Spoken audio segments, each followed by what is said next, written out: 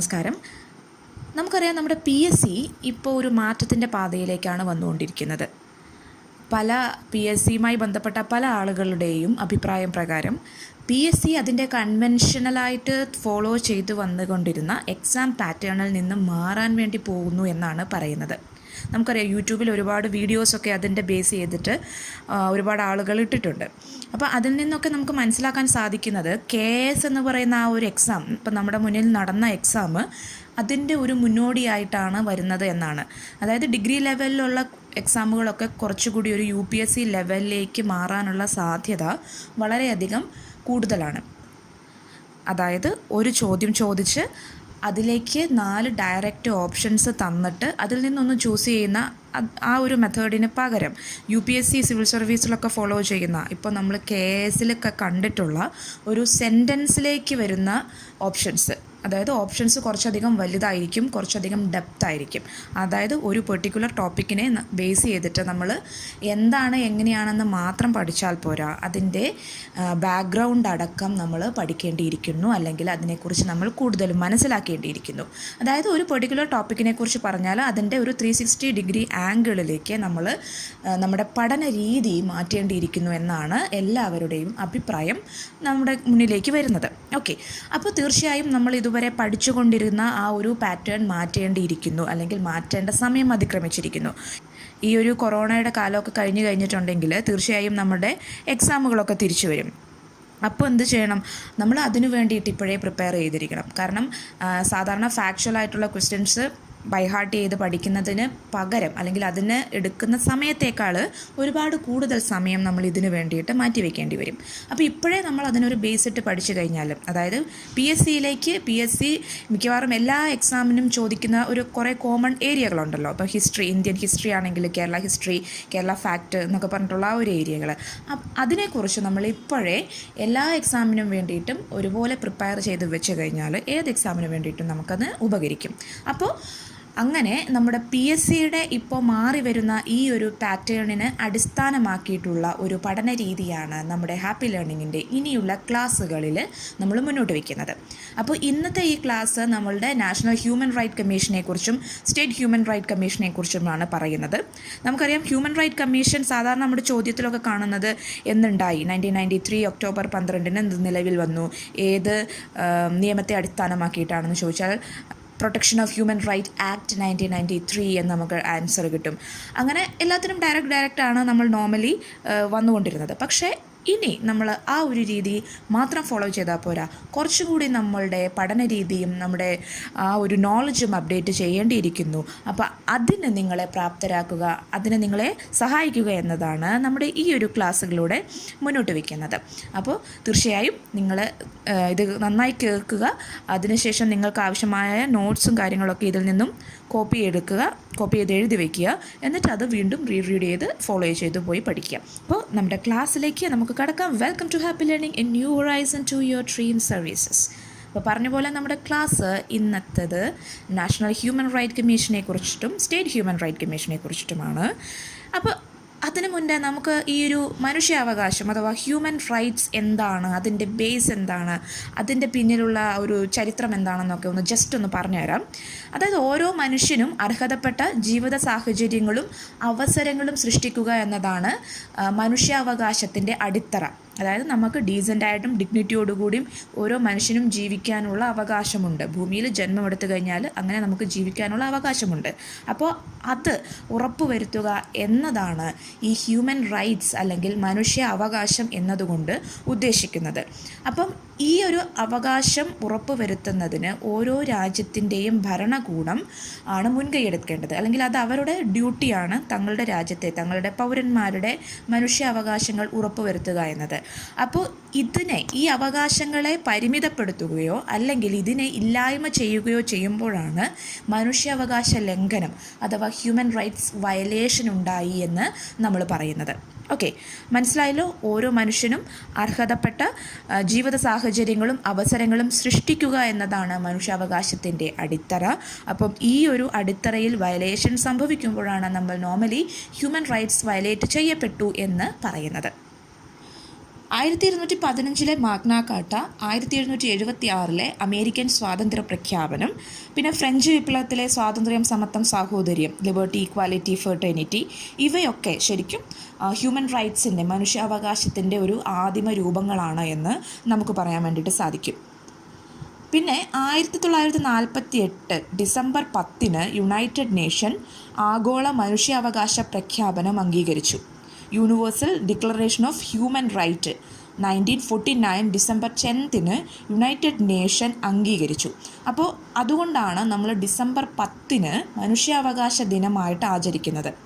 Okay, ചിലപ്പോൾ ഇങ്ങനെ ഒരു ക്വസ്റ്റ്യനൊക്കെ ചോദിക്കാം, എന്തുകൊണ്ടാണ് ഡിസംബർ 10 മനുഷ്യാവകാശ ദിനമായിട്ട് ആചരിക്കുന്നത് എന്ന് ചോദിച്ചിട്ട് നമുക്കിതുപോലെ നീളമുള്ള ഓപ്ഷനൊക്കെ തരും. അപ്പോൾ അതിൻ്റെ ആൻസർ എന്ന് പറയുന്നത് 1948 ഡിസംബർ 10 യുണൈറ്റഡ് നേഷൻ ആഗോള മനുഷ്യാവകാശ പ്രഖ്യാപനം അംഗീകരിച്ചതുകൊണ്ടാണ് ഡിസംബർ 10 ആ ഒരു ഓർമ്മയ്ക്ക് വേണ്ടിയിട്ട് ഹ്യൂമൻ റൈറ്റ് ഡേ ആയിട്ട് അംഗീകരിക്കുന്നത്, അല്ലെങ്കിൽ നമ്മളിപ്പോൾ ആചരിച്ചു വരുന്നത്. ഓക്കെ, അപ്പോൾ ഇതിനൊക്കെ ശേഷം 1991 പാരീസിൽ വെച്ചിട്ട് പാരീസ് പ്രിൻസിപ്പിൾ എന്നറിയപ്പെടുന്ന നമ്മുടെ ആഗോളതലത്തിലുള്ള മനുഷ്യാവകാശ സംരക്ഷണ സ്ഥാപനങ്ങളെയൊക്കെ ഏകോപിപ്പിക്കുന്നതിന് വേണ്ടിയിട്ട്, അല്ലെങ്കിൽ ആ ഒരു പ്രവർത്തനങ്ങളെയൊക്കെ ഏകോപിപ്പിക്കുന്നതിന് വേണ്ടിയിട്ട് തീരുമാനങ്ങൾ എടുത്തുകൊണ്ടുള്ള ഒരു കൂട്ടായ്മ, അതായത് ദേശീയ തലത്തിലുള്ള വിവിധ മനുഷ്യാവകാശ സ്ഥാപനങ്ങളുടെ ഒരു വർക്ക്ഷോപ്പാണ് പാരീസിൽ വെച്ച് നടന്നത്.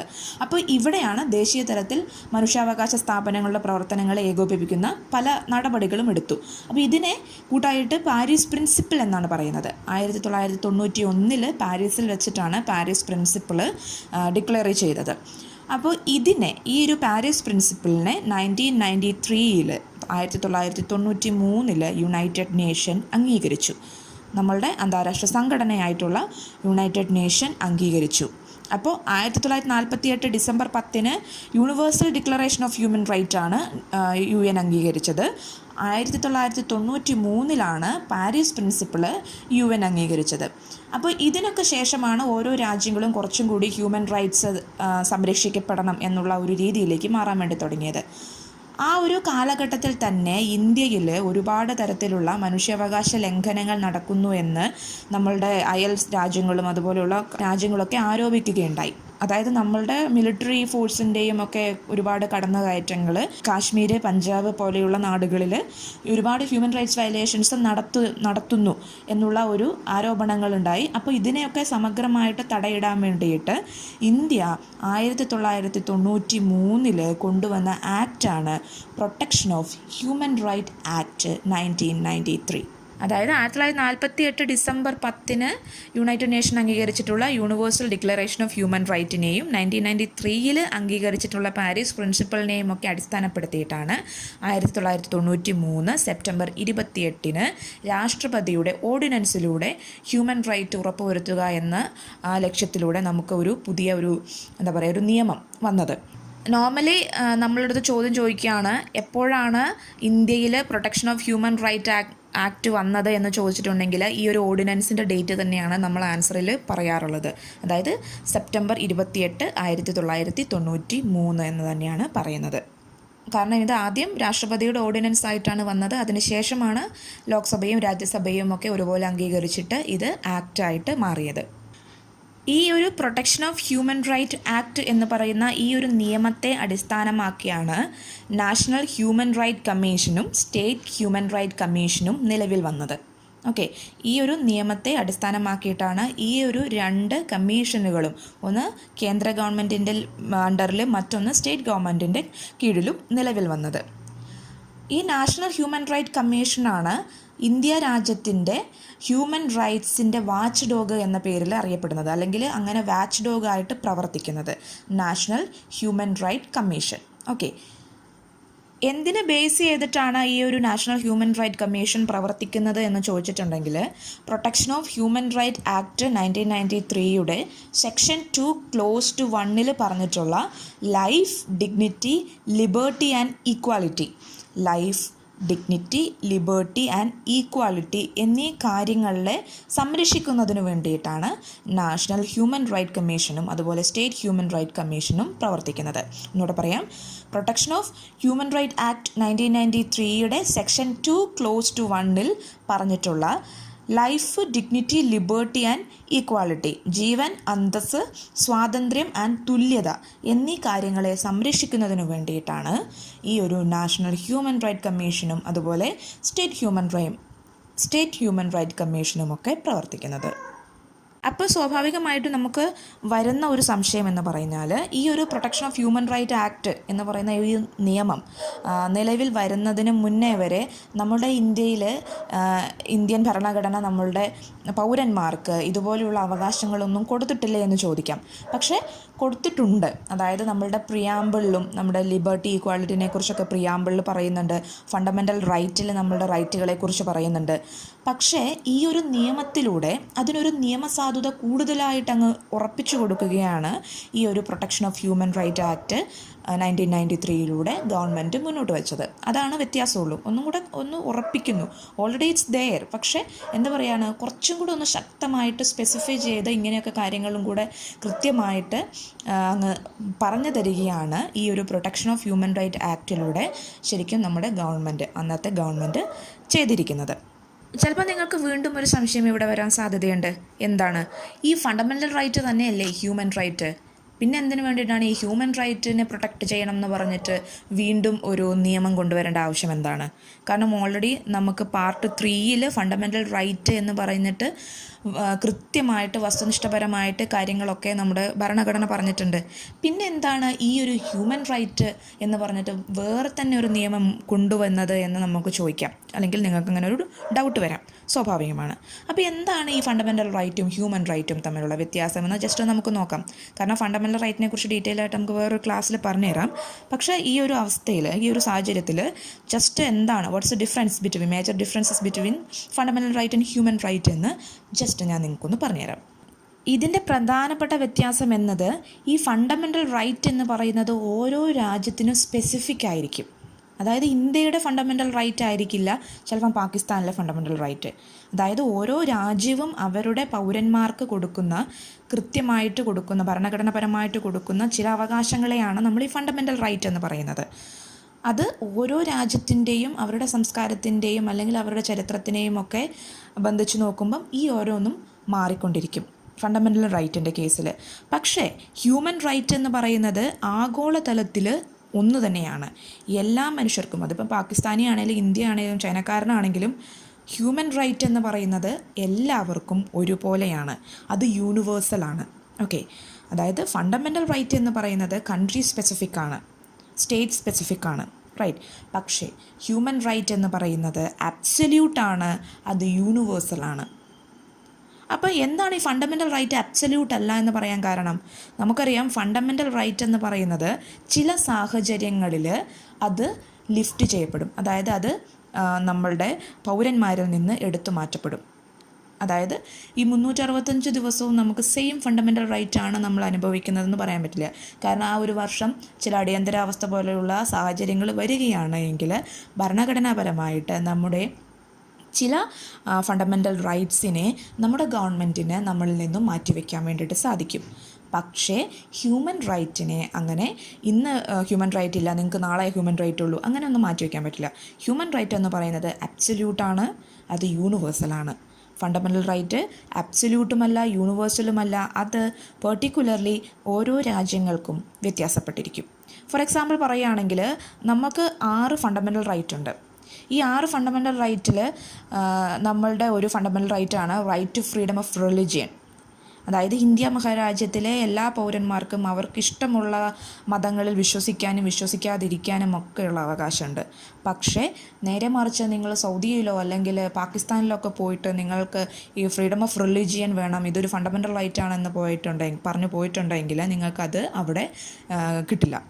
എന്തുകൊണ്ടാണ്?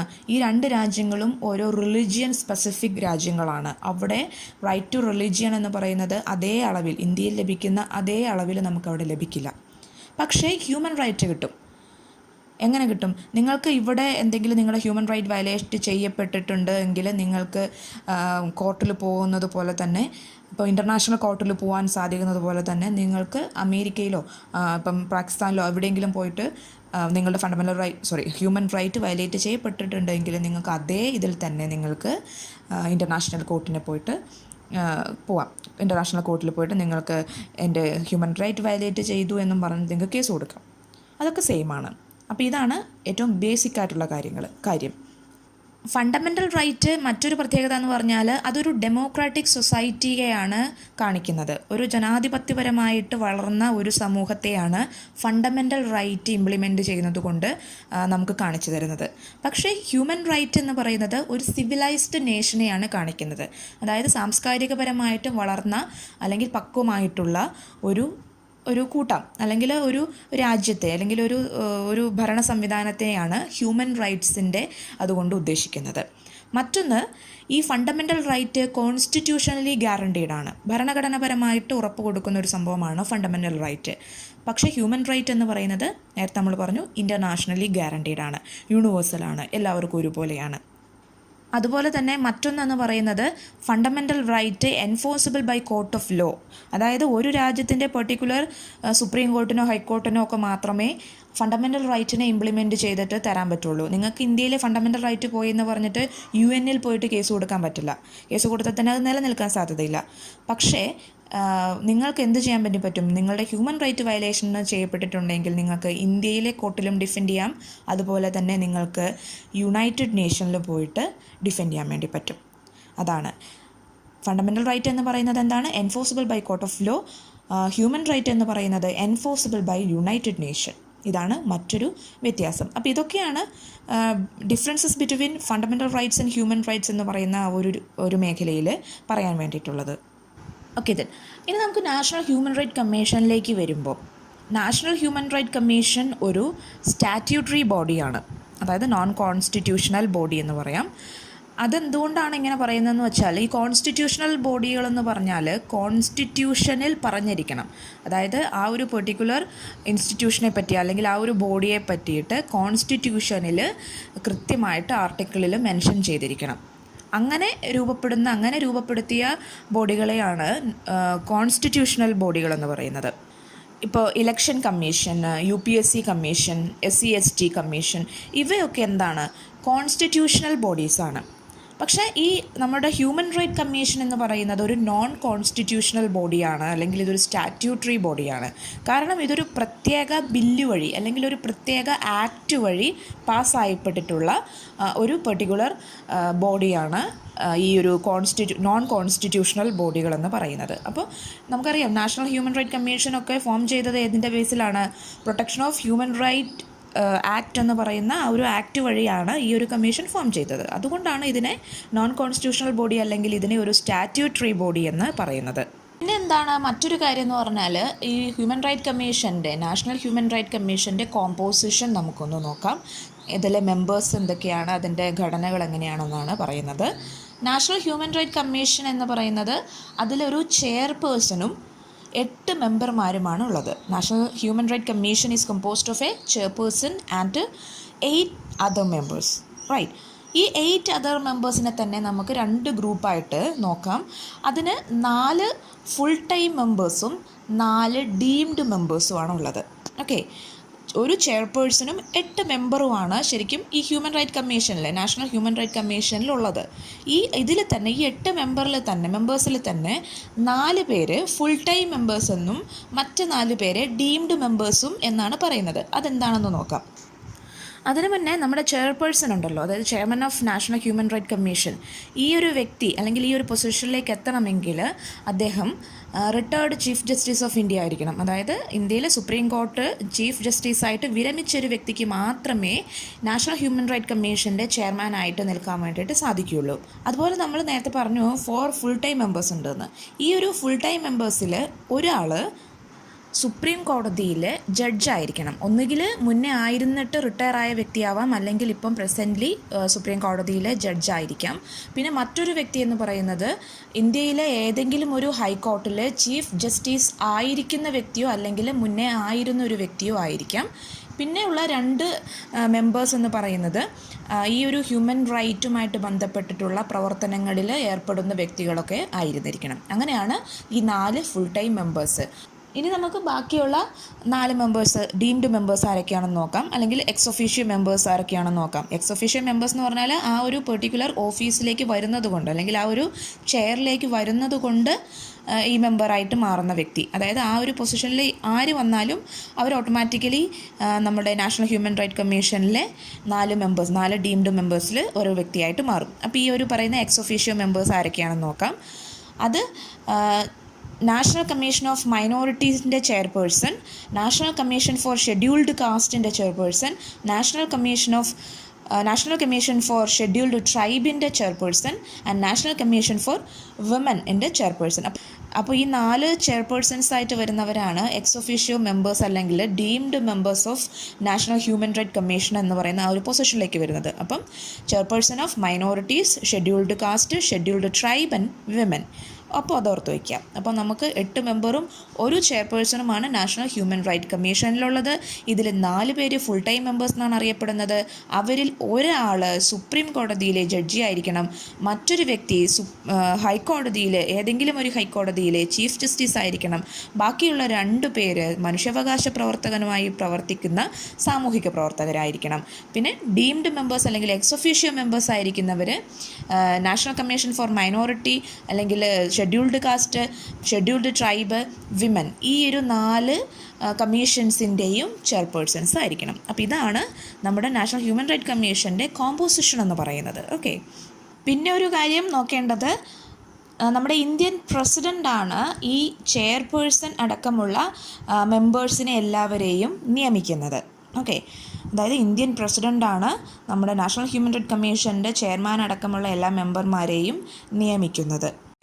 എന്നാൽ പ്രസിഡൻ്റാണ് നിയമിക്കുന്നതെങ്കിൽ പോലും ഈ മെമ്പേഴ്സിനെ തിരഞ്ഞെടുക്കുന്നതിന് വേണ്ടി സഹായിക്കാൻ വേണ്ടിയിട്ടൊരു കമ്മിറ്റിയുണ്ട്. അതായത് ഈ പറയുന്ന മെമ്പേഴ്സിനെയും ഈ ചെയർമാനെയും ഒക്കെ തിരഞ്ഞെടുക്കുന്നതിന് വേണ്ടിയിട്ട് ഒരു കമ്മിറ്റിയാണ് അവരെ തിരഞ്ഞെടുക്കുന്നത്. ആ ഒരു കമ്മിറ്റിയിൽ ആരൊക്കെയാണെന്ന് നോക്കാം. ഇത് ഇമ്പോർട്ടൻ്റ് ആയിട്ടുള്ള ഒരു മേഖലയാണ്. കാരണം ഇതിൽ തന്നിട്ട് ഇതിൽ ആരൊക്കെയാണ് മെമ്പേഴ്സായിട്ടുള്ളത് എന്നും ഇല്ലാത്തതെന്നൊക്കെ ചോദ്യം വരാനുള്ള സാധ്യതയുണ്ട്. അപ്പം നമുക്ക് നോക്കാം. ഈ ഒരു കമ്മിറ്റിയിൽ ഇന്ത്യൻ പ്രധാനമന്ത്രി, ആഭ്യന്തരമന്ത്രി, ലോക്സഭ പ്രതിപക്ഷ നേതാവ്, രാജ്യസഭയുടെ പ്രതിപക്ഷ നേതാവ്, ലോക്സഭാ സ്പീക്കർ, രാജ്യസഭാ ഉപാധ്യക്ഷൻ, അതായത് എല്ലാം ടോപ്പ് മോസ്റ്റ് ആയിട്ടുള്ള ആൾക്കാർ. ഫസ്റ്റ് നമ്മുടെ prime minister, then home minister, പിന്നെ ഉള്ളത് ലോക്സഭ ഓപ്പോസിഷൻ ലീഡർ, ദെൻ രാജ്യസഭയുടെ ഓപ്പോസിഷൻ ലീഡർ, ദെൻ ലോക്സഭയുടെ ഹെഡായിട്ട് വരുന്ന സ്പീക്കർ, ദെൻ രാജ്യസഭയെ കൺട്രോൾ ചെയ്യുന്ന ഉപാധ്യക്ഷൻ. ഇത്രയും പേര്. അപ്പോൾ ഇതിന് ഞാനൊരു കോഡ്, ജസ്റ്റ് ഒരു കോഡ് നിങ്ങൾക്ക് വേണമെങ്കിൽ ഉപയോഗിക്കാം, ഇല്ലെങ്കിൽ നിങ്ങൾക്ക് ബൈ ഹാർട്ട് പോലെ പഠിച്ചു വയ്ക്കുക. ഇതിൽ ഞാൻ ഉപയോഗിക്കുന്ന ഒരു കോഡ് എന്ന് പറയുന്നത്, പ്രധാന ആഭ്യന്തര ലോകരാജ്യങ്ങളിലെ പ്രതിപക്ഷ നേതാക്കൾ മനുഷ്യാവകാശത്തിൻ്റെ ഉപസ്പീക്കർമാരാണ്. അതിൽ പ്രധാന എന്ന് പറയുന്നത് പ്രധാനമന്ത്രി, ആഭ്യന്തരമന്ത്രി, ലോകരാജ്യങ്ങൾ എന്ന് പറയുമ്പം ലോക്സഭയും രാജ്യസഭയും, അതിലെ പ്രതിപക്ഷ നേതാക്കൾ. ലോകരാജ്യങ്ങളിലെ പ്രതിപക്ഷ നേതാക്കൾ എന്ന് പറഞ്ഞാൽ ലോകസഭയിലെയും രാജ്യസഭയിലെയും പ്രതിപക്ഷ നേതാക്കൾ.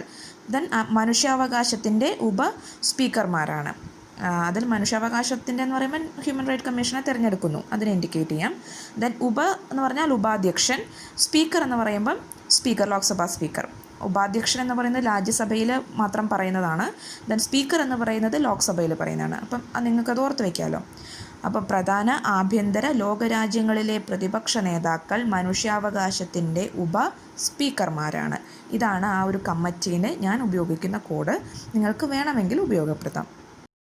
പിന്നെ ഒരു പ്രധാനപ്പെട്ട കാര്യമെന്ന് പറയുന്നത് നമ്മളെ മെമ്പേഴ്സിൻ്റെ കാലാവധിയാണ്. എത്ര കാലം അവർ ഈ പോസ്റ്റിലിരിക്കും, എങ്ങനെയാണ് അതിൻ്റെ കാര്യം എന്ന് നോക്കാം. മെമ്പേഴ്സ് എന്ന് പറയുമ്പം ചെയർമാനും 4 ഫുൾ ടൈം മെമ്പേഴ്സിൻ്റെയും കാര്യമാണ്. ബാക്കിയുള്ളവർ എക്സ് ഒഫീഷ്യോ ആണല്ലോ. അപ്പോൾ അവരുടെ കാര്യം നമ്മളിതിൽ നോക്കുന്നില്ല. 5 പേരെന്ന് പറയുമ്പം ചെയർമാനും 4 ഫുൾ ടൈം മെമ്പേഴ്സും. ഇവർ 5 വർഷം അല്ലെങ്കിൽ 70 വയസ്സ് വരെ, ഏതാണോ ആദ്യം വരുന്നത്. ഒരു പെർട്ടിക്കുലർ പേഴ്സൺ അധികാരത്തിൽ വന്നിട്ട് അദ്ദേഹത്തിന് 70 വയസ്സാണ് ആദ്യമായിട്ട് വരുന്നത് എങ്കിൽ ആ 70 വയസ്സ് നോക്കും. ഇല്ല എങ്കിൽ 5 വർഷം അദ്ദേഹത്തിന് തുടർച്ചയായിട്ട് ഭരിക്കാം. ഒന്നെങ്കിൽ 5 വർഷം അല്ലെങ്കിൽ 70 വയസ്സ് ആകുന്നത് വരെ, ഏതാണോ ആദ്യം വരുന്നത് അതിനനുസരിച്ചിരിക്കും. അതുപോലെ തന്നെ ഇവരെ നീക്കം ചെയ്യുന്നത് പ്രസിഡൻ്റാണ്. നമ്മൾ നേരത്തെ പറഞ്ഞു അപ്പോയിൻറ്റ് ചെയ്യുന്നത് പ്രസിഡൻ്റാണ്. അതുപോലെ തന്നെ ഇവരെയൊക്കെ നീക്കം ചെയ്യുന്നതും പ്രസിഡൻ്റാണ്. എങ്ങനെ? Only on the charge of proved misbehaviour or incapacity or both enquiry conducted by a judge of supreme court. അതായത് സുപ്രീം കോടതിയിലെ ഒരു ജഡ്ജി അന്വേഷിച്ച് പ്രൂവ് ചെയ്തിരിക്കണം എന്ത്, ഒന്നെങ്കിൽ മിസ്ബിഹേവിയർ ആയിരിക്കണം, അല്ലെങ്കിൽ അദ്ദേഹത്തിന് ആ ഒരു പൊസിഷനിൽ ഇരിക്കാനുള്ള ആ ഒരു കപ്പാസിറ്റി കുറവ് ഉള്ളതാണെന്ന് പ്രൂവ് ചെയ്യപ്പെടണം. അപ്പോൾ അങ്ങനെ ഉണ്ടെങ്കിൽ പ്രസിഡൻറ്റിന് ഇവരെ നീക്കം ചെയ്യാൻ വേണ്ടിയിട്ട് സാധിക്കും. ഇനി നമുക്ക് നാഷണൽ ഹ്യൂമൻ റൈറ്റ് കമ്മീഷൻ്റെ ഫങ്ഷൻസ് ആൻഡ് പവേഴ്സ്, അതായത് അവരുടെ ഭരണപരമായിട്ടുള്ള അധികാരങ്ങളും അവരുടെ പ്രവർത്തന രീതികളും എങ്ങനെയാണെന്ന് നോക്കാം. ഈ കമ്മീഷൻ്റെ ഫങ്ഷൻസിനെ പറ്റിയിട്ട് കൂടുതലായിട്ടും പറഞ്ഞിരിക്കുന്നത് protection of human right act 1993 section 12 അപ്പോൾ ഇതിൽ പറഞ്ഞിരിക്കുന്നത് എന്താണെന്ന് വെച്ചിട്ടുണ്ടെങ്കിൽ മെയിനായിട്ട് ഹ്യൂമൻ റൈറ്റ്സ് വയലേഷൻ ഉണ്ടായിട്ടുണ്ട് എങ്കിൽ അതിനെതിരെ ഇവർക്ക് കംപ്ലൈൻറ്റ് കിട്ടിയാലും കിട്ടിയില്ലെങ്കിലും, അതായത് സ്വമേധയായും കേസെടുക്കാൻ വേണ്ടിയിട്ട് സാധിക്കും. അതുമാത്രമല്ല, ഏതെങ്കിലും ഒരു പബ്ലിക് സർവൻറ്റ് ഈ ഒരു വയലേഷന് കൂട്ടുനിൽക്കുകയോ അതിനെ കണ്ണടയ്ക്കുകയോ ചെയ്തിട്ടുണ്ടെങ്കിൽ അവർക്കെതിരെയും കേസെടുക്കാൻ വേണ്ടിയിട്ട് ഈ ഒരു ഹ്യൂമൻ റൈറ്റ് കമ്മീഷന് അധികാരമുണ്ട്. അതുമാത്രമല്ല, ഇൻ്റർനാഷണൽ ലെവലിലുള്ള ഹ്യൂമൻ റൈറ്റ്സ് ആക്റ്റും അതുപോലെയുള്ള കാര്യങ്ങളുമൊക്കെ ഇംപ്ലിമെൻറ്റ് ചെയ്യുന്നതിന് വേണ്ട നടപടികൾ സ്വീകരിക്കുന്നതിനും ഗവൺമെൻറ്റിന് ഇത്തരത്തിലുള്ള കാര്യങ്ങൾക്ക് നടപടികൾ എടുക്കാൻ വേണ്ടി പ്രേരിപ്പിക്കുന്നതിനും ഈ ഒരു നാഷണൽ ഹ്യൂമൻ റൈറ്റ് കമ്മീഷന് കഴിയുമെന്നാണ് പറയുന്നത്. കൂടാതെ ജയില് അതുപോലെയൊക്കെയുള്ള ഷെൽട്ടർ ഹോംസുകൾ, അതായത് സ്റ്റേറ്റ് ഗവൺമെൻറ്റിൻ്റെയും സെൻട്രൽ ഗവൺമെൻറ്റിൻ്റെയും ഒക്കെ കീഴിലുള്ള ഷെൽട്ടർ ഹോംസുകളിലെ ഇൻമേറ്റുകളെ വിസിറ്റ് ചെയ്യുന്നതിനും അവിടെ എന്തെങ്കിലും പ്രശ്നങ്ങളുണ്ട് എങ്കിൽ അത് നേരിട്ട് ഗവൺമെൻറ്റിൻ്റെ കീഴിലേക്ക് അല്ലെങ്കിൽ ഗവൺമെൻറ്റിൻ്റെ അടുത്തേക്ക് കൊണ്ടുവരുന്നതിനുമൊക്കെയുള്ള അധികാരം ഈ നാഷണൽ ഹ്യൂമൻ റൈറ്റ് കമ്മീഷന് ഉണ്ട്. കൂടാതെ മനുഷ്യാവകാശ മേഖലയിൽ, ഹ്യൂമൻ റൈറ്റ്സിൻ്റെ ആ ഒരു മേഖലയിൽ പഠനങ്ങളും അതുപോലെയുള്ള അന്വേഷണങ്ങളും കാര്യങ്ങളൊക്കെ നടത്തുന്നതിനും അതിനുവേണ്ടി പ്രോത്സാഹിപ്പിക്കുന്നതിനുമൊക്കെയുള്ള ഒരു അവകാശവും അധികാരവും നാഷണൽ ഹ്യൂമൻ റൈറ്റ് കമ്മീഷനാണുള്ളത്. അല്ലെങ്കിൽ ആ ഒരു ഫീൽഡിലെ റിസർച്ച് പ്രോത്സാഹിപ്പിക്കുന്നത് കൂടുതലും ഈ ഒരു നാഷണൽ ഹ്യൂമൻ റൈറ്റ് കമ്മീഷൻ ആയിരിക്കും. മറ്റൊരു കാര്യമെന്ന് പറയുന്നത്, national human right commission annual report എല്ലാ വർഷവും അതിൻ്റെ ഒരു സംഗ്രഹ റിപ്പോർട്ട് പ്രസിഡൻറ്റിനാണ് സമർപ്പിക്കുന്നത്. ആ പ്രസിഡൻ്റാണ് അതിനുശേഷം അത് ലോക്സഭയിലേക്കും രാജ്യസഭയിലേക്കും മാറ്റം ചെയ്യുന്നത്, അല്ലെങ്കിൽ അവിടെ പ്രസൻറ്റ് ചെയ്യുന്നത്. നാഷണൽ ഹ്യൂമൻ റൈറ്റ് കമ്മീഷൻ ആർക്കാണ് റിപ്പോർട്ട് സമർപ്പിക്കുന്നത് എന്ന് ചോദിച്ചാൽ അത് പ്രസിഡൻറ്റിനാണ്. പ്രസിഡൻ്റാണ് അവിടുന്ന് രാജ്യസഭയിലേക്കും ലോകസഭയിലേക്കും ഈ ഒരു റിപ്പോർട്ട് കൊണ്ടുപോകുന്നത്. അപ്പോൾ ഇത്രയൊക്കെയാണ് നാഷണൽ ഹ്യൂമൻ റൈറ്റ് കമ്മീഷൻ്റെ പ്രവർത്തനങ്ങൾ, അതായത് ഫങ്ഷൻസ് ആൻഡ് പവേഴ്സ് എന്ന് വേണമെങ്കിൽ നമുക്ക് പറയാം. ഇനി നമുക്ക് നോക്കേണ്ടത് ഇതിൻ്റെ ലിമിറ്റേഷൻസാണ്. ലിമിറ്റേഷൻസ് തീർച്ചയായും നമ്മൾ അറിഞ്ഞിരിക്കേണ്ടതുണ്ട്. പ്രധാനപ്പെട്ട ഒരു ലിമിറ്റേഷൻ എന്ന് പറയുന്നത്, ഈ നാഷണൽ ഹ്യൂമൻ റൈറ്റ് കമ്മീഷൻസിൻ്റെ റെക്കമെൻഡേഷൻ ബൈൻഡിങ് അല്ല. അതായത് അത് നിർബന്ധമായിട്ടും പാലിക്കപ്പെടണം എന്ന് ഇൻസിസ്റ്റ് ചെയ്യാൻ വേണ്ടിയിട്ട് പറ്റുന്നില്ല. അല്ലെങ്കിൽ അത് കൃത്യമായിട്ട് ആരോട് പറയുന്നോ അവരത് കൃത്യമായിട്ട് പാലിച്ചിരിക്കണം. അല്ലെങ്കിൽ പാലിച്ചിട്ടില്ല എങ്കിൽ എന്തെങ്കിലും ഒരു ആക്ഷൻ ഹ്യൂമൻ റൈറ്റ് കമ്മീഷന് അതിനെതിരെ എടുക്കാൻ വേണ്ടിയിട്ട് പറ്റില്ല. അതാണ് ഏറ്റവും പ്രധാനപ്പെട്ട ഒരു ലിമിറ്റേഷൻ എന്ന് പറയുന്നത്. കാരണം ഒരു സിവിൽ കോർട്ടിൻ്റെ അധികാരം മാത്രമേ ഈ നാഷണൽ ഹ്യൂമൻ റൈറ്റ് കമ്മീഷനുള്ളൂ.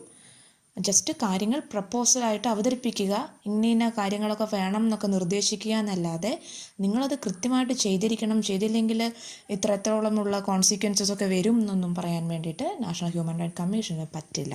അതാണ് the recommendations made by NHRC are not binding. മറ്റൊന്ന്, ഈ ഹ്യൂമൻ റൈറ്റ് വയലേഷൻസ് ഒരു പബ്ലിക് സെർവൻറ്റിൻ്റെ അടുത്തുനിന്ന് വന്നാൽ മാത്രമേ ഹ്യൂമൻ റൈറ്റ് കമ്മീഷന് കൃത്യമായിട്ട് കയറിയിട്ട് ഇടപെടാൻ പറ്റുള്ളൂ. പക്ഷേ അതൊരു പ്രൈവറ്റ് ആയിട്ടുള്ളൊരു പാർട്ടിയുടെ കയ്യിൽ നിന്നാണ് വരുന്നത് എങ്കിൽ അത് നാഷണൽ ഹ്യൂമൻ റൈറ്റ് കമ്മീഷന് ഇടപെടാനൊക്കെ ഒരുപാട് പരിമിതികളുണ്ട്. അതായത് violation of human rights by private parties can not be considered under national human right commission's jurisdiction. പിന്നെന്ന് പറയുന്നത്, നാഷണൽ ഹ്യൂമൻ റൈറ്റ് കമ്മീഷനിലെ നമ്മൾ 5 മെമ്പേഴ്സ് ഉണ്ടല്ലോ, അതായത് ചെയർമാനും ദെൻ 4 ഫുൾ ടൈം മെമ്പേഴ്സ്.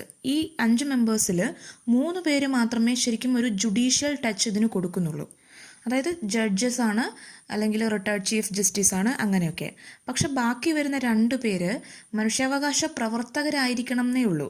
പക്ഷേ ഇവരെ റെക്കമെൻഡ് ചെയ്യുന്നത് നമ്മുടെ ഗവൺമെൻറ്റിലെ നമ്മൾ നേരത്തെ പറയുന്ന ആ മെമ്പേഴ്സാണ്. ആ ഒരു ഗ്രൂപ്പ് ചേർന്നിട്ടാണ് ഇവരെ റെക്കമെൻഡ് ചെയ്തിരിക്കുന്നത്. അപ്പോൾ ഇവർക്ക് എന്താ പറയുക, ഈ ജുഡീഷ്യറിയിൽ ഒരുപാട് കാര്യങ്ങൾ അറിയണം എന്നൊന്നുമില്ല. അപ്പോൾ ജസ്റ്റ് ഇതിനകത്ത് മനുഷ്യാവകാശ പ്രവർത്തനത്തിൽ പങ്കെടുത്തു അങ്ങനെയൊക്കെയുള്ള ജസ്റ്റ് ഒരു എക്സ്പീരിയൻസ് മാത്രമേ കാണണമെന്നുള്ളൂ. അതായത് ജുഡീഷ്യറിയുമായിട്ട് അല്ലെങ്കിൽ ജുഡീഷ്യലായിട്ടുള്ള കാര്യങ്ങളിൽ എക്സ്പേർട്സ് ആയിരിക്കണം എന്നൊന്നുമില്ല. അപ്പം അങ്ങനെ അവരും കൂടെ ചേർന്നിട്ടാണല്ലോ തീരുമാനങ്ങൾ എടുക്കുന്നത്. അപ്പോൾ അതിൻ്റേതായ ചില പോരായ്മകളൊക്കെ ചിലപ്പം ഇവരെടുക്കുന്ന തീരുമാനത്തിൽ വരാൻ സാധ്യതയുണ്ട് എന്നാണ് പറയുന്നത്. കൂടാതെ നമ്മുടെ മിലിറ്ററി ആംഡ് ഫോഴ്സിൻ്റെ അല്ലെങ്കിൽ അവരുടെ ഇടയിലൊക്കെ എന്തെങ്കിലും ഒരു ഹ്യൂമൻ റൈറ്റ് വയലേഷൻസ് നടന്നിട്ടുണ്ടെങ്കിൽ അതിൽ പെട്ടെന്ന് കയറിയൊരു ഇടപെടൽ നടത്താൻ വേണ്ടിയിട്ട് ഈ നാഷണൽ ഹ്യൂമൻ റൈറ്റ് കമ്മീഷനിന് പറ്റില്ല, അല്ലെങ്കിൽ അതിൽ അവർക്ക് ഒരുപാട് പരിമിതികളുണ്ട്. കൂടാതെ ഒരുപാട് കേസുകൾ വരുന്നതും അതുപോലെ കൃത്യമായിട്ട് ഫണ്ടുകളൊന്നും കിട്ടാത്തതും അങ്ങനെയൊക്കെയുള്ള കാര്യങ്ങൾ നാഷണൽ ഹ്യൂമൻ റൈറ്റ് കമ്മീഷൻ്റെ ഫങ്ഷനിങ്ങിനെ ഒരുപാട് പുറകോട്ടേക്ക് വലിക്കുന്നുണ്ട്. ദേശീയ അല്ലെങ്കിൽ സംസ്ഥാന മനുഷ്യാവകാശ കമ്മീഷനുകൾക്ക് ചില കേസുകളിൽ തീരെ ഇടപെടാൻ പറ്റില്ല എന്നാണ് പറയുന്നത്. അതായത് 1 വർഷം മുന്നേ സംഭവിച്ചൊരു കേസ്, അത് നമ്മൾ നേരത്തെ പറഞ്ഞു, ഒരു ഇൻസിഡൻറ്റ് സംഭവിച്ചിട്ട് അതിന് 1 വർഷത്തിനുള്ളിൽ കമ്മീഷന് കേസെടുക്കണം. ഒന്നെങ്കിൽ നമുക്ക് റിട്ടേൺ കംപ്ലൈൻ്റ് ആയിട്ട് കൊടുക്കാം, അല്ലെങ്കിൽ അവർക്ക് സ്വമേധയാ കേസെടുക്കാം. അതുപോലെ തന്നെ അനോണിമസ് ആയിട്ടുള്ള സ്യൂഡോണിംസ് ഒക്കെ ആയിട്ടുള്ള കേസുകൾ, പിന്നെ സർവീസ് മാറ്ററുമായിട്ട് സംബന്ധിക്കുന്ന കേസുകൾ, ഇതിലൊന്നും ഈ നമ്മുടെ ദേശീയ അല്ലെങ്കിൽ സംസ്ഥാന മനുഷ്യാവകാശ കമ്മീഷന് ഇടപെടാൻ പറ്റില്ല. അപ്പോൾ ഇത്രയൊക്കെയാണ് ഹ്യൂമൻ റൈറ്റ് കമ്മീഷൻ്റെ ലിമിറ്റേഷൻസ് കാര്യങ്ങളൊക്കെ ആയിട്ട് പറയുന്നത്. ഓക്കെ, നമുക്കിനി ജസ്റ്റ് ഒരു 1-2 ക്വസ്റ്റ്യൻസ് ഒന്ന് നോക്കാം. അതിൽ first questions: who can be appointed as the chairman of the national human rights commission? ആരെയാണ് നമ്മൾ നാഷണൽ ഹ്യൂമൻ റൈറ്റ് കമ്മീഷൻ്റെ ചെയർമാനായിട്ട് നിയമിക്കുന്നത്? 4 ഓപ്ഷൻസ് ആണുള്ളത്.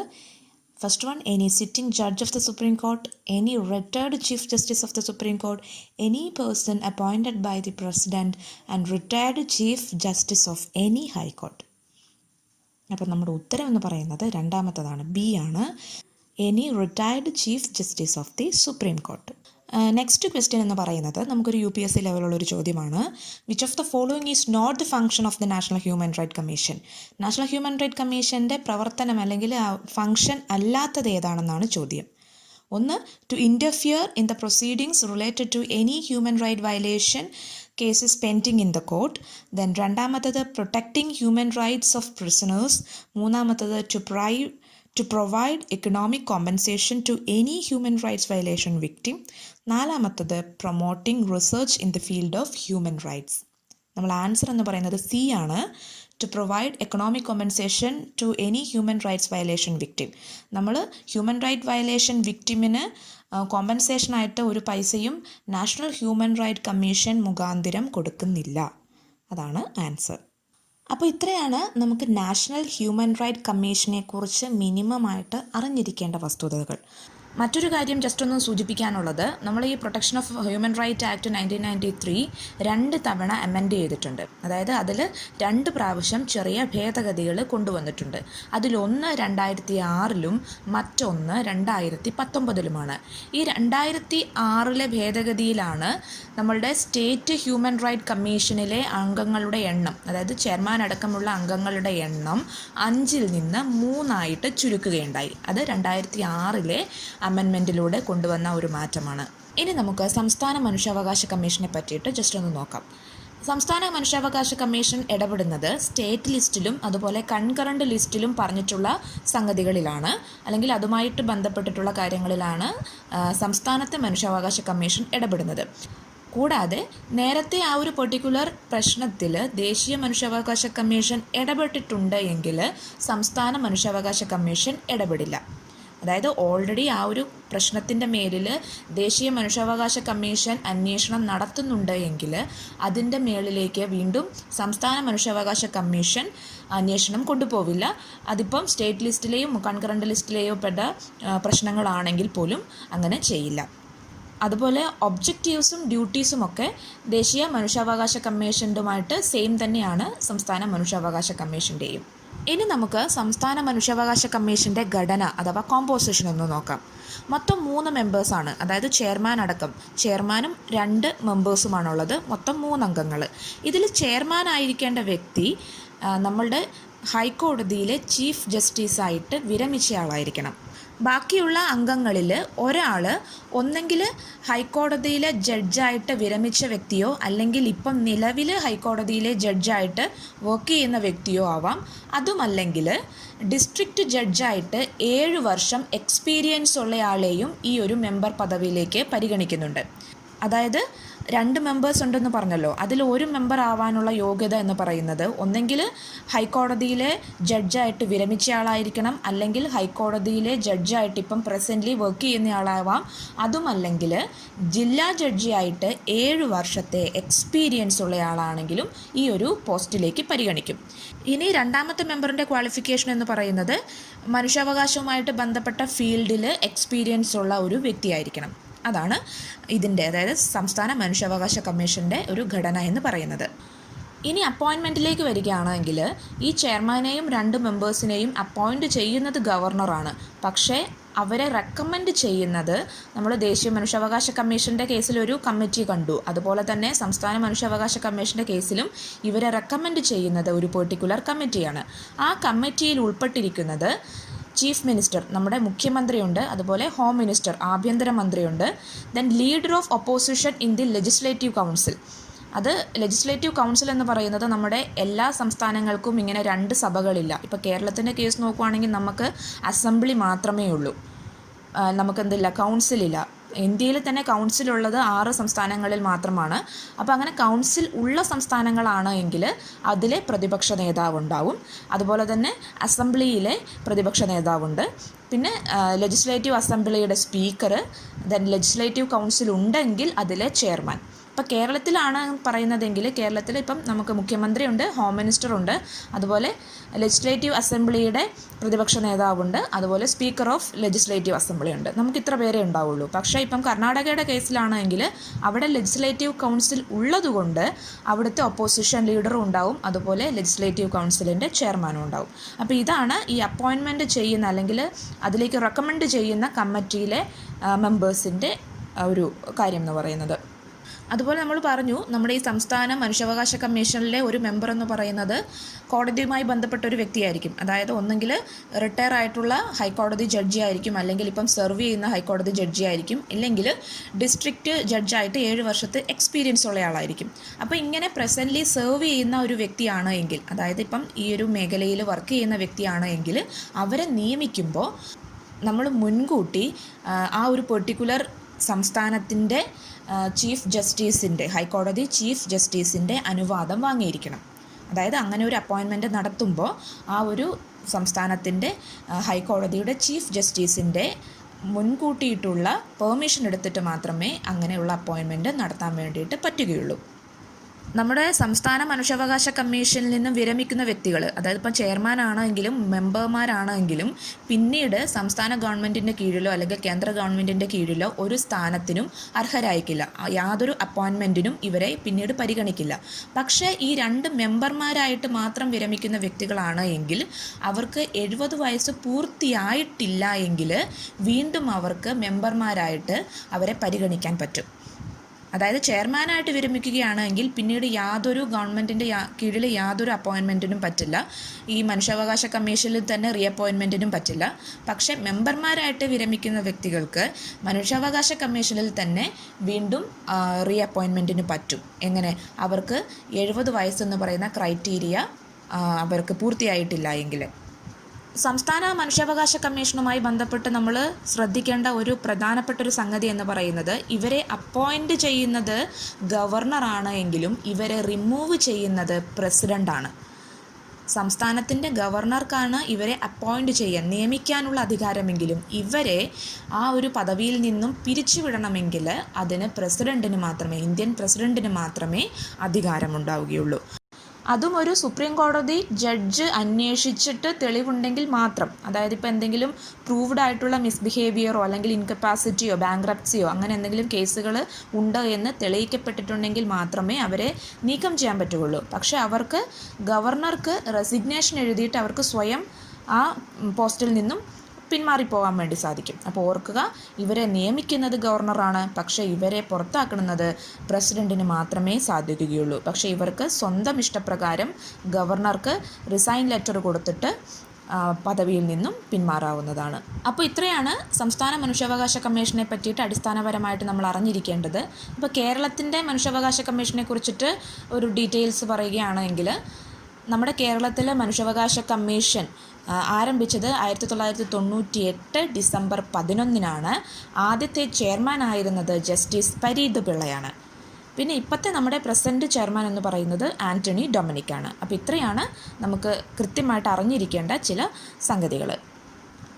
ഇനി നമ്മൾ അവസാനമായിട്ട് നമ്മുടെ PSCക്ക് ഇതുവരെ ചോദിച്ചു കണ്ടിട്ടുള്ള ഡയറക്റ്റ് ഫാക്ച്വൽ ആയിട്ടുള്ള ക്വസ്റ്റ്യൻസ്, നമ്മുടെ ദേശീയ സംസ്ഥാന മനുഷ്യാവകാശ കമ്മീഷനുമായിട്ട് ബന്ധപ്പെട്ടിട്ടുള്ള ചില ഡയറക്റ്റ് ക്വസ്റ്റ്യൻസ് ജസ്റ്റ് ഒന്ന് നമുക്ക് നോക്കാം. കാരണം അതും നമ്മൾ എന്തായാലും ഉൾക്കൊണ്ടിരിക്കണം, അല്ലെങ്കിൽ പഠിച്ചിരിക്കണം. അപ്പോൾ ആദ്യമായിട്ട് ഇന്ത്യയിൽ മനുഷ്യാവകാശ കമ്മീഷൻ രൂപം കൊണ്ടത് എന്നാണെന്ന് ചോദിച്ചാൽ അത് 1993 ഒക്ടോബർ 12 അതുപോലെ ദേശീയ മനുഷ്യാവകാശ കമ്മീഷൻ്റെ ആദ്യത്തെ ചെയർമാനായിരുന്നത് ജസ്റ്റിസ് രംഗനാഥ മിശ്രയാണ്. ദേശീയ മനുഷ്യാവകാശ കമ്മീഷൻ്റെ ഹെഡ്ക്വാർട്ടേഴ്സ് ന്യൂഡൽഹിയിലാണ്. ദേശീയ മനുഷ്യാവകാശ കമ്മീഷനിൽ ചെയർമാൻ ഉൾപ്പെടെ എത്ര അംഗങ്ങളുണ്ട് എന്ന് ചോദിച്ചാൽ 9 അംഗങ്ങളുണ്ട്. നമ്മൾ പറഞ്ഞു ചെയർമാനും 4 ഫുൾ ടൈം മെമ്പറും 4 എക്സ് ഒഫീഷ്യോ മെമ്പേഴ്സുമാണ് ഉള്ളത്. ആരെയാണ് ദേശീയ മനുഷ്യാവകാശ കമ്മീഷൻ്റെ ചെയർമാൻ ആയിട്ട് നിയമിക്കുന്നത് എന്ന് ചോദിച്ചാൽ റിട്ടയർഡ് സുപ്രീം കോടതി ചീഫ് ജസ്റ്റിസിനെയാണ്. ചെയർമാൻ്റെയും അംഗങ്ങളുടെയും കാലാവധി എത്രയാണെന്ന് ചോദിച്ചാൽ 5 വർഷമോ അല്ലെങ്കിൽ 70 വയസ്സ് തികയുന്നത് വരെയോ ഏതാണോ ആദ്യം വരുന്നത് അത്. ഇവിടെ ചെയർമാനും അംഗങ്ങളും എന്ന് ഉദ്ദേശിക്കുന്നത് ചെയർമാനും 4 ഫുൾ ടൈം മെമ്പേഴ്സുമാണ് കേട്ടോ. മറ്റത് എക്സ് ഒഫീഷ്യോ മെമ്പേഴ്സ് ആയതുകൊണ്ട് അവരെ നമ്മൾ ഇതിൽ കൂട്ടുന്നില്ല. ദേശീയ മനുഷ്യാവകാശ കമ്മീഷനിൽ അംഗമായ ആദ്യ മലയാളി ജസ്റ്റിസ് ഫാത്തിമ ബീവിയാണ്. ദേശീയ മനുഷ്യാവകാശ കമ്മീഷനിൽ അംഗമായ ആദ്യ മലയാളി ജസ്റ്റിസ് ഫാത്തിമ ബീവിയാണ്. ദേശീയ മനുഷ്യാവകാശ കമ്മീഷൻ്റെ ചെയർമാനായ ആദ്യ മലയാളി ജസ്റ്റിസ് KG ബാലകൃഷ്ണനാണ്. ദേശീയ മനുഷ്യാവകാശ കമ്മീഷൻ്റെ ചെയർമാൻ ആയിട്ടുള്ള ആദ്യ മലയാളി ജസ്റ്റിസ് KG ബാലകൃഷ്ണനാണ്. ഇന്ത്യയിലെ മനുഷ്യാവകാശത്തിൻ്റെ കാവൽ നായ എന്നറിയപ്പെടുന്നത് ദേശീയ മനുഷ്യാവകാശ കമ്മീഷനാണ്. ഇന്ത്യയിലെ മനുഷ്യാവകാശത്തിൻ്റെ കാവൽ നായ അഥവാ വാച്ച് ഡോഗ് എന്നറിയപ്പെടുന്നത് ദേശീയ മനുഷ്യാവകാശ കമ്മീഷനാണ്. ദേശീയ മനുഷ്യാവകാശ കമ്മീഷൻ്റെ രണ്ടാമത്തെ ചെയർമാൻ ആരാണെന്ന് ചോദിച്ചാൽ ദേശീയ മനുഷ്യാവകാശ കമ്മീഷൻ്റെ രണ്ടാമത്തെ ചെയർമാൻ ജസ്റ്റിസ് MN വെങ്കടാചലമാണ്. ജസ്റ്റിസ് MN വെങ്കടാചലം. ദേശീയ മനുഷ്യാവകാശ കമ്മീഷൻ്റെ ആദ്യ ആക്ടിംഗ് ചെയർമാനായിട്ടിരുന്നത് ജസ്റ്റിസ് ഡോക്ടർ ശിവരാജ് പാട്ടീലാണ്. 2006 ജസ്റ്റിസ് ഡോക്ടർ ശിവരാജ് പാട്ടീലാണ് ദേശീയ മനുഷ്യാവകാശ കമ്മീഷൻ്റെ ആദ്യത്തെ ആക്ടിംഗ് ചെയർമാനായിട്ട് നിന്നത്. ഒരു മനുഷ്യാവകാശ ലംഘനം നടന്ന് എത്ര കാലയളവിനുള്ളിൽ കേസ് എടുത്തിരിക്കണം? ഇത് മിക്കവാറും ചോദിച്ചു കണ്ടിട്ടുണ്ട്. ഒരു മനുഷ്യാവകാശ ലംഘനം നടന്ന് എത്ര കാലയളവിനുള്ളിൽ കേസ് എടുത്തിരിക്കണമെന്ന് ചോദിച്ചാൽ 1 വർഷത്തിനുള്ളിൽ കേസെടുത്തിരിക്കണം. സംഭവം നടന്ന് 1 വർഷത്തിനുള്ളിൽ കേസെടുത്തിരിക്കണം. ഓക്കെ, അപ്പോൾ ഇത്രയാണ് നമ്മുടെ ദേശീയ സംസ്ഥാന മനുഷ്യാവകാശ കമ്മീഷനെ കുറിച്ചിട്ട് നമ്മൾ കൃത്യമായിട്ട് അറിഞ്ഞിരിക്കേണ്ട വസ്തുതകൾ. ഇതിന് എന്തെങ്കിലും ഡൗട്ട്സ് ഉണ്ട് എങ്കിൽ നിങ്ങൾക്ക് കമൻറ്റ് ചെയ്യാവുന്നതാണ്. എനിക്ക് അറിയാവുന്ന കാര്യങ്ങളാണെങ്കിൽ ഞാൻ തീർച്ചയായും നിങ്ങൾക്ക് റിപ്ലൈ തരുന്നതായിരിക്കും. അപ്പോൾ തീർച്ചയായും നന്നായി പഠിക്കുക, നന്നായിട്ടിരിക്കുക, ഹാപ്പിയായിരിക്കുക. Be happy with happy learning. Thank U.